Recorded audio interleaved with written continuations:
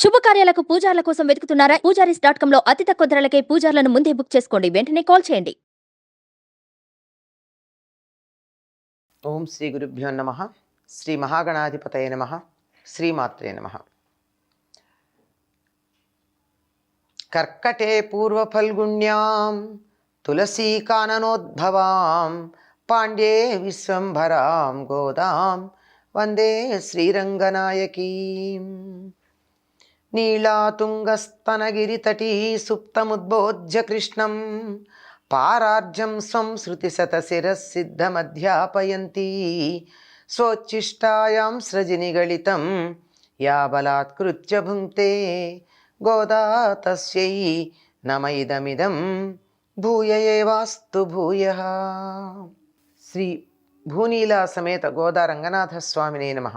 Keys కీశైంద్రెంగమానైచ్చాత్తంగలందు పేసిన పెచ్చరవం కెట్టిలయ్యో pay పెണ്ണే కాశుం పిழப்பம் கல கலப்பக்கை birth வாசனரங்குழலாய்ச்சியர் மத்தினால் ஓசை படுத்த தைரரவம் கெட்டிலையோ நாயக பெண்ணின் பிள்ளாய் நாராயணன் மூர்த்தி கேசவனை பாடவும் நீ கெட்டே கிடத்தியோ தேசముడయ్యాయ్ తిషవిలో రెంబావాయ్.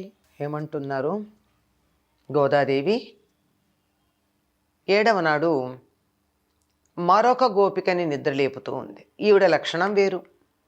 ఈ లక్షణాలు మనకి మానవుల్లో కూడా, సాధకుల్లో కూడా, భక్తుల్లో కూడా కనపడతాయి. అందరికీ మంచి ఆలోచనలే ఉంటాయి. భగవంతుడి పట్ల భక్తి కలిగి ఉండాలి. ఆ భక్తిని ప్రదర్శించేటటువంటి పద్ధతి కూడా ఎవరిని ఏ విధంగా చూడాలో ఆ విధంగా చూడాలి. అన్నీ బాగానే ఉంటాయి. కానీ ఆచరణ దగ్గరికి వచ్చేటప్పటికీ కాస్త అలసత వస్తుంది.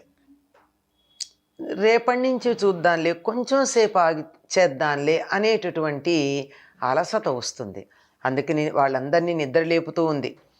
అమ్మా ఓ పిచ్చి పిల్ల అంది. అంటే కొంచెం తెలివి తక్కువతనమే తప్ప గడుస్తనం కానీ లేదా మోసం చేయాలన్న దృష్టి కానీ లేదు. కొంచెం అమాయకత్వమే ఉందని చెప్పుకోవాలి. భరద్వాజ పక్షులు ఏవేవో మాట్లాడుకుంటున్నాయి కీసు కీసు అని. ఎందుకు అంటే లేచాయి, ఇంకా అవి ఆహారానికి బయటికి వెడతాయి. ఆహారానికి బయటికి వెళ్ళాక మళ్ళీ సాయంకాలం ఎప్పుడో తిన్నంత తిని పట్టుకు రావాల్సినవన్నా పట్టుకొచ్చి అప్పుడు కలుసుకుంటాయి తప్ప పగలల్లా కలవవు. అయ్యో పగలంతా కలవకుండా ఉంటామే అని చెప్పి చక్కగా మాట్లాడుకుంటున్నాయి అవి. ఆ మాటలు వినపడలేదా నీకు? ఇక్కడ ప్రత్యేకంగా భరద్వాజ పక్షుల పేరు చెప్పడం అన్నది ఏమిటి అంటే, బోల్డు పక్షులు ఉండనే ఉంటాయి. వీటి గురించే ఎందుకు అంటే ఒక గొప్ప మహర్షి పేరు కదా అది. అందుకు ఆ మాటలు వినపడితే నువ్వు ఇప్పుడు ఏం చెయ్యాలి? నీకేం వాటి పక్షుల యొక్క ధ్వనులే కాదు, నీకింకా వేరే ధ్వనులు కూడా వినపడాలి. ఏమిటంటే, పూలు పెట్టుకుని రాత్రి పడుకుని తెల్లవారు లేచి తొందరగా పెరుగు చిలకాలను వచ్చేటప్పటికీ ఆ జుట్టు ముడులు వదిలి పూర్తిగా వదిలిపోవు.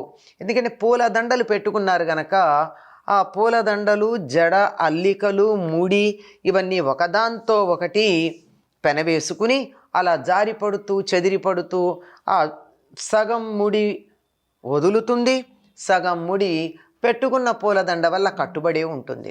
అట్లా ఉండి ఇలా కదులుతున్నప్పుడల్లా పూలదండలు కదులుతూ ఉంటే ఆ పూలదండలు కదలిక వల్ల మంచి పూల వాసనలు అన్ని వైపులకు వ్యాప్తి చెందుతూ ఉన్నాయి. ముఖ్యంగా తలలో పెట్టుకునే పూలు పరిమళం లేనివి ఎవరూ ధరించరండి. వాసన లేని పూలు తలలో పెట్టుకోరు. ఎందుకంటే ఆ వాసన వల్ల అనేకమైనటువంటి ఆరోగ్య ప్రయోజనాలు ఉంటాయి గనక కొన్ని రకాల పుష్పాలే, అందులో కొన్ని మంచి పరిమళం కలిగిన పుష్పాలే ధరిస్తారు. అందువల్ల వాళ్ళు ఇలా తల కదుపుతున్నప్పుడల్లా ముడిలో ఆ దండలు విడివడి జడ అంటే జుట్టు దండలు ఒకదాంతో ఒకటిలా కదులుతూ ఉండడం వల్ల మంచి పరిమళం వస్తూ, కవ్వంతో పెరుగు చిరికేటప్పుడు వారి చేతులకు ఉన్నటువంటి కంకణాలు, మెడలో ఉన్న ఆభరణాల ధ్వనులు కలిసి ఆకాశాన్ని అంటుతున్న పెద్ద ధ్వని వస్తోందిట. అంటే గోపికలు చక్కగా పాలు చిలికేటప్పుడు ఇలా చేతులతో చిలుకుతారు. అక్కడ ఒక రాట పెట్టుంటుంది, చిలకడానికి కావలసినటువంటి కవ్వపు రాట అని. దానికి కవ్వాన్ని కలిపి ఈ రెండింటిని కలిపి చాలా జాగ్రత్తగా చిలుకుతారు. ఒక్కసారి గనక ఆ పదును పోయినట్టయితే కవ్వం దడేలు మన కింద పడి ఆ పెరుగుకుండ పగిలేటటువంటి ప్రమాదం ఉంది. దానికి చాలా నేర్పు ఉండాలి. ఈ నేర్పుతో చేస్తూ ఉన్నప్పుడు చేతులకు ఇక్కడి నుంచి ఇక్కడ కంకణాలు ధరించుంటారు. ఇవి కదులుతున్నప్పుడల్లా ఇట్లా ఇట్లా కదిలి గల్లు గల్లు గల్లుమని మోతొస్తుంది. ఇంతేనా? ఈ చల్ల చిలికేటప్పుడు ఏం జరుగుతుంది అంటే ఇలా ఇలా చిలుకుతారు గనక ఈ గుండెల మీద ఉన్నటువంటి రకరకాల హారాలు ఉన్నాయి, ఇవన్నీ ఒకదానితో ఒకటి ఇలా కొట్టుకుని మంచి ధ్వని వస్తోంది. వీరంతా ధనవంతులన్న మాట ఇంతకు ముందే మనం విన్నాం. అందరి దగ్గర సంపదలు ఉన్నాయి, మంచి ఆభరణాలు ధరించినటువంటి ధనవంతులైనటువంటి సంపద కలిగిన వారు అని చెప్పి సంబోధన చేసింది. వీళ్ళందరూ మెడలోనూ కంటెలు, కాసుల పేర్లు, వరహాల పేర్లు, ఇంకా రకరకాల హారాలు ఉంటాయి కదా, ఇవన్నీ ఇలా ఉండి ఇలా కదిలినప్పుడల్లా ఈ హారాలు కదిలి ఒకదానికొక కొట్టుకుంటున్నాయి. ప్రతి ఇంట్లోనూ ఈ గొల్లపడుచులు ఇలా చల్ల చేస్తూ ఉంటే కంకణాల ధ్వనులు, నగలు ఒకదానికొకటి తగలడం వల్ల వచ్చిన ధ్వనులు అన్ని ఇళ్లల్లోవి కలిపి చాలా పెద్ద ధ్వని అయ్యి ఆకాశాన్నంతే అంతేటంతటి ధ్వని వచ్చింది. వినపడలా? దిక్కులు పిక్కటిల్లే ధ్వని వచ్చిందిట. నగలు ఒకదాంతో ఒకటి ఒరుసుకుపోవడం వల్ల వచ్చినటువంటి ధ్వని. నువ్వు ఏమని చెప్తుంది? నాయక పెన్పిళ్ళాయ్ అంటే ఓ నాయకురాలైనటువంటి పిల్ల అని పిలిచింది. అంటే అందరికీ ముందు నేనే ఉంటాను, నేనే ప్రధానంగా ఉండాలి, మీ అందరూ నా వెనక రావాలి అని చెప్తూ ఉంటావే, అట్లాంటి దానివి మరి ఇంకా పిచ్చిదానిలా పడుకున్నావేమిటి నువ్వు? సర్వ పదార్థాలతో వాత్సల్యంతో వ్యాపించి మనకు కనపడాలని, సర్వ పదార్థాలలో వాత్సల్యంతో వ్యాపించి మనకు కనపడాలని ఒక ఆకృతి ధరించి కృష్ణుడుగా అవతరించి విరోధులను నశింపచేసిన ప్రభువుని కీర్తిస్తూ ఉండగా విని కూడా ఇంకా నువ్వు పడుకునే ఉన్నావా? ఇది భగవత్ తత్వాన్ని బాగా తెలియచెప్పేటటువంటి పాసురం. భగవంతుడెవరు? సర్వవ్యాపి. అంతర్బహిశ్చ తత్సర్వం వ్యాప్య నారాయణ స్థితః అని చెప్తారు. లోపల బయట సమస్తంలోనూ బాగా వ్యాపించినటువంటి వాడు అని. అంటే ఆ విష్ణు శబ్దానికే అర్థం. విష్ అంటే వ్యాపించుట, విష్ణువు అంటే సమస్తమునందు వ్యాపించినవాడు. సమస్తంలోనూ వ్యాపించినటువంటి విష్ణువు తనకంటూ ప్రత్యేకంగా అన్నింటిలోనూ అంతర్యామిగా ఉన్నాడు. అలాంటప్పుడు ఎలా కనపడతాడు? ఉదాహరణకి పూలదండ ఉంటే పూలదండలో దారం కనపడదు కదా. దారం కనపడితే దండే లేదు. ఏ పువ్వు కా పువ్వు విడిగా ఉంటే దారం కనపడదు కదా. ఆ విధంగా సమస్తంలోనూ వ్యాపించి కనపడకుండా ఉన్నటువంటి వాడు, అయ్యో మేము ఆరాధించుకోవడానికి రూపం లేకపోతే ఎట్లా, నిన్ను ఎలా గుర్తిస్తాం, మేము అమాయకులము, తెలివి తక్కువ వాళ్ళం, మా కంటికి కనపడితే తప్ప నిన్ను మేము ఆరాధన చేయలేమే అని అనేటటువంటి భక్తుల కోసం ఒక మూర్తిమత్వాన్ని చెందాడు. అంటే ఆకృతిని పొందాడు. ఆ ఆకృతి ఎట్లా ఉంది? కృష్ణుడు అనే రూపాన్ని పొందాడు. అలా పొంది వచ్చినటువంటి వాడు ఊరుకున్నాడా? శత్రు సంహారం చేశాడు. అటువంటి ఆయన యొక్క ఘనతని కీర్తిస్తున్నారే అందరూను. అది వినపడలా నీకు? అంటే ఈ హరిదాసులు అని చెప్పబడేవాళ్ళు కానీ, విష్ణు భక్తులైనటువంటి వారు కానీ, జీయర్లు కానీ, ఆలయంలో ఉండి విష్ణువుకు సేవ చేసుకునేటటువంటి వారు, గబగబా వచ్చి ఆలయాన్ని తెరిచినటువంటి వాళ్ళు కానీ, వాళ్ళు విష్ణువుని కీర్తిస్తున్నారే, ఆ కీర్తనలు వినపడలేదా నీకు? ఇంకా పడుకుంటావా నువ్వు? అవి వినపడుతూ ఉండగా కూడా పడుకుంటున్నావా? నీ తేజస్సు మాకు కనపడుతోందిలే. అంటే నువ్వు లేచావని తెలుస్తోంది. నువ్వు నిద్రిస్తున్నట్టు లేవు, నువ్వు మేలుకున్నట్టు మాకు అర్థమైపోతూనే ఉంది. నువ్వు బయటికి రా. దాన్ని, నీ తేజస్సుని మాకు కనపడకుండా నువ్వు దాచిపెట్టద్దు. దాచిపెట్టకుండా మేం కూడా దాన్ని దర్శించి అనుభవించేట్టుగా తిజా అంది. అంటే తెరు అంది.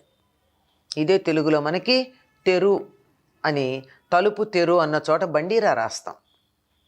దానికి మూలం ఝ అను అటువంటి పదం, అటువంటి ధ్వని తమిళంలో మనకు కనపడుతుంది. నువ్వు తలుపు తెరు నీ తేజస్సు నాకు మా అందరికీ కనపడుతోంది, మమ్మల్ని చూడని దాచిపెట్టుకుంటావెందుకు ఉంది. అంటే అప్పటికే భగవద్ అనుభూతి కొంతమంది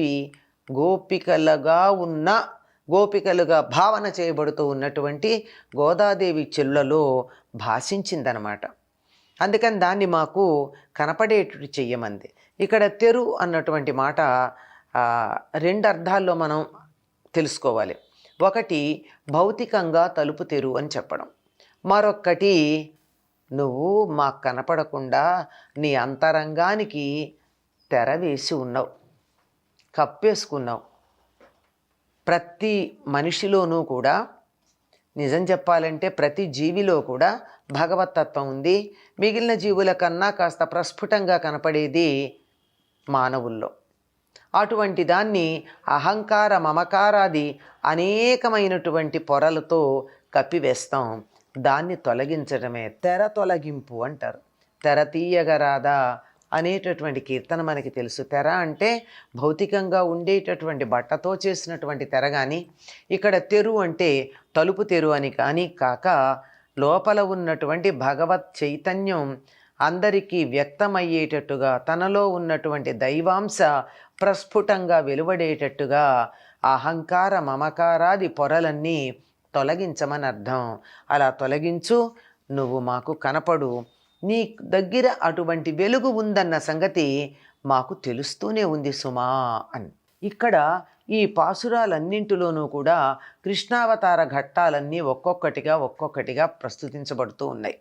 ముందేమో వామనావతారం గురించి ప్రస్తుతించబడింది, ఆ తర్వాత పూతనాహరణం, శకటాసుర భంజనం, దామోదర లీల, ఇలాంటివన్నీ ఒక్కొక్కటి. ఇక్కడ శత్రు సంహారం అనబడేటటువంటిది ఇక్కడ కనపడుతోంది. అంతేకాకుండా ఆనాడు కృష్ణుడు జీవించి ఉన్న రోజుల్లో గొల్లపల్లెలో సూర్యోదయానికన్నా ముందు ఎటువంటి ధ్వనులు వినపడుతూ ఉంటాయో వాటిని కూడా ఈవిడ మనోనేత్రంతో దర్శించి తాను దాంతో మమేకమైపోయింది, తాదాత్మ్యం చెంది ఉంది. తానే రేపల్లెలో ఆనాటి గోపికగా మారిపోయిందేమో. అక్కడ ఉన్నటువంటి భరద్వాజ పక్షులు జంటలుగా ఒకదాంతో ఒకటి కబుర్లు చెప్పుకుంటాయి. అవి వాటి పలుకులు, గొల్లెతలు చల్ల చేస్తున్నప్పుడు వచ్చేటటువంటి సవ్వడులు, వాటన్నిటినీ వర్ణించి చెప్పి, అవి నీకు వినపడటం లేదా లెమ్మంటూ ఉన్నది. అంటే అటు పక్షులు ఇటు మానవులు అందరూ కూడా తమ కర్తవ్యం చేయడానికి తాము బయలుదేరారు. ఇంకా సాధకుడైనటువంటి భక్తుడు బద్ధకంగా పడుకోవడం ఏమిటి, లేవాలి, తన సాధనని మొదలు పెట్టాలి అనే దానికి సంకేతంగా తెరు, బయటకు రా అని చెప్తూ ఉన్నది గోదాదేవి. చెలులకు మాత్రమే చెప్తోందా, మనందరికీ చెప్తోందా? ఒక్కసారి మనం ఆలోచన చేసుకోవాల్సి ఉంటుంది. స్వోచ్చిష్టమాలికా బంధగంధబంధురజిష్ణవే విష్ణు చిత్తతనూజాయై గోదాయై నిత్యమంగళం. స్వస్తి.